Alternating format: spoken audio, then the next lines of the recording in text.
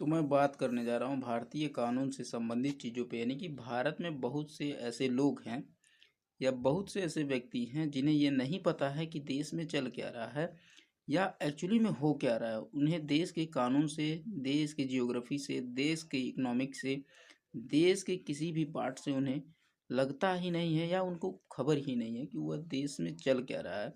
तो हकीकत ये है, एजुकेशन इसीलिए ज़रूरी है कि आपको चीज़ें समझ में आए कि एनवायरनमेंट क्या होता है, यानी कि वातावरण क्या होता है, उससे कैसे नुकसान होती है या आपके लिए आपको एजुकेशन कहाँ कहाँ नहीं काम आता है। सोचो, यदि एजुकेटेड रहेंगे तब आप समझेंगे कि कौन सी लॉ आ रही है, कौन सी कानून आ रही है, उस पर क्या चीज़ें होंगी, आपके क्या नुकसान होगा, क्या फ़ायदे होंगे।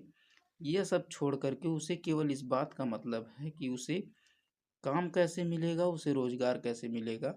और इस पे मेन फोकस है बहुत बड़ी आबादी का कि वह केवल ये सोच रहे हैं कि मैं पैसे कैसे कमा लूँ और पैसे कमा करके उससे मैं आगे बढ़ जाऊंगा। लेकिन हकीकत ये है कि यदि आपको अपने को या देश को आगे बढ़ाना है तो परफेक्टली आपको चीज़ें एजुकेटेड, यानी कि एजुकेटेड होना ही पड़ेगा। आपको समझ के साथ साथ पढ़ाई भी जरूरी है। आप पढ़ाई जरूरी नहीं कि डिग्री हासिल करना है, आपको इतना समझ होना चाहिए कि आपके ऊपर कौन से नियम कानून लागू होंगे और आपके अधिकार क्या है, आपके राइट्स क्या है, आपके कर्तव्य क्या है।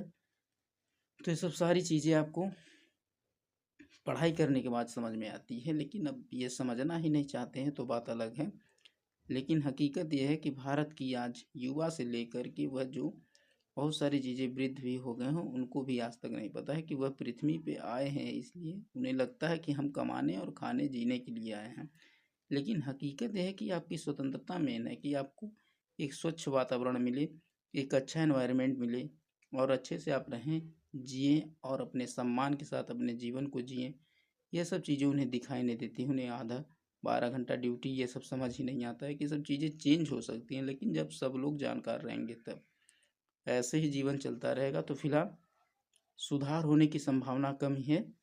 तो आप विकास के बजाय बस एक छोटा सा वीडियो हो कि समझ में आता है तो ठीक, नहीं तो फिलहाल आप आगे अपने जीवन में क्या करेंगे ये आपकी मर्जी है। जय हिंद, जय भारत।